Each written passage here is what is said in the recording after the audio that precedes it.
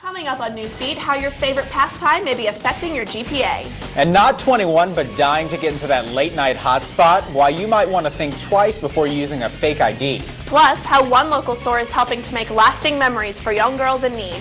Newsbeat starts right now. From the Tiger TV studio in Hodges Hall, you're watching Newsbeat with Olivia Vidal and Stephen Calamusa. Weather with Alexandra Cranford. Sports with Hobie RT. And entertainment with Melissa Clark. Newsbeat, Eye on LSU.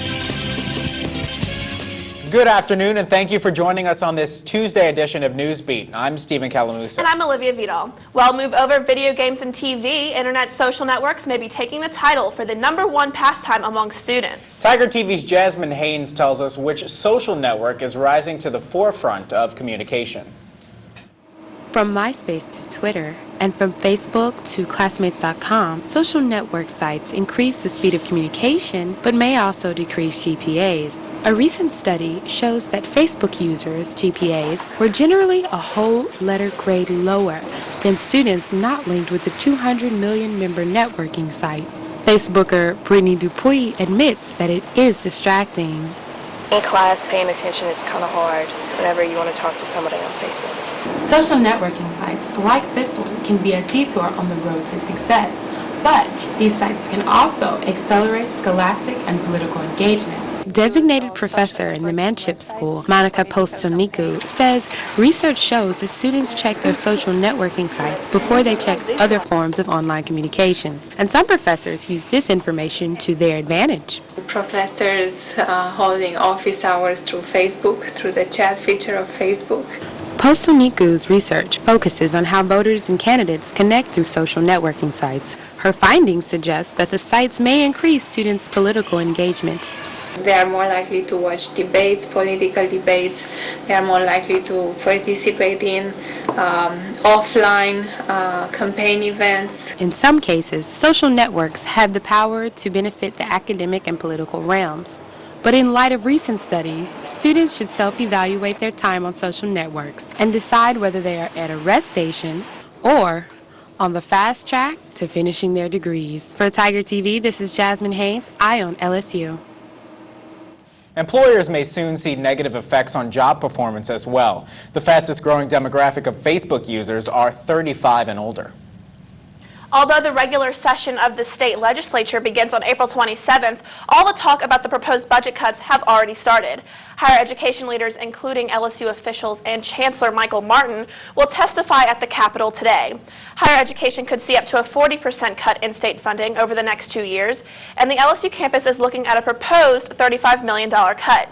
The chancellor sent an email to students and staff Monday warning that budget cuts will have adverse impacts on the state's economy.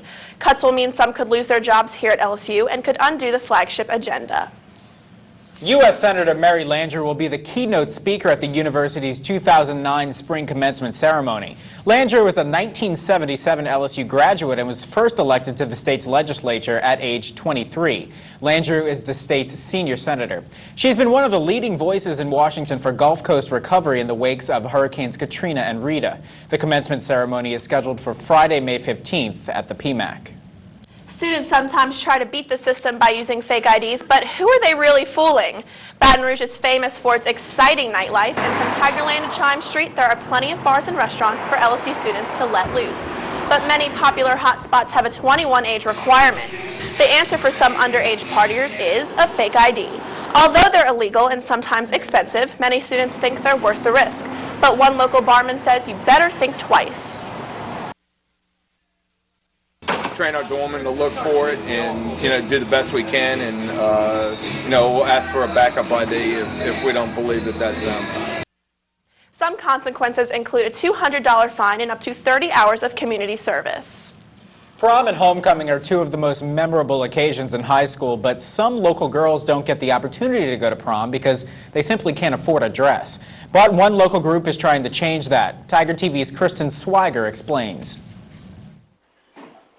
The Cinderella Project of Baton Rouge is an organization designed to provide high school girls with the appropriate dresses to wear to proms, parties, and other formal events. Program volunteer Jessie DeLerno has volunteered for the Cinderella Project for about 4 months and says that so far it has generated a great turnout. First year went pretty well, but this year, like I said, we have probably well over 1,000 dresses, and I mean we gave away more than 500 this year. 11 different parish schools were represented, and pretty much we just are hoping to continue to grow and then help these girls out. Emily Herpin, president of her sorority, says that they participate in the program every year to help out others. And it's a really easy thing for us to do, I feel like, because, you know, we have a lot of formal events each year, and so girls have those dresses to give away. Hundreds of different dresses are put on display at the Cinderella Project to make sure that high school students from at least 11 different parishes have that sassy dress for a party or a sophisticated ensemble. Either way, the Cinderella Project makes sure that these kids are not left out. The dresses are priced as low as $5 and are perfect for anything from a formal event to a Sunday church mass. For Tiger TV, I'm Kristen Swiger, Eye on LSU. To donate a dress, log on to our website at tigertv.tv, then click the Cinderella's Closet link.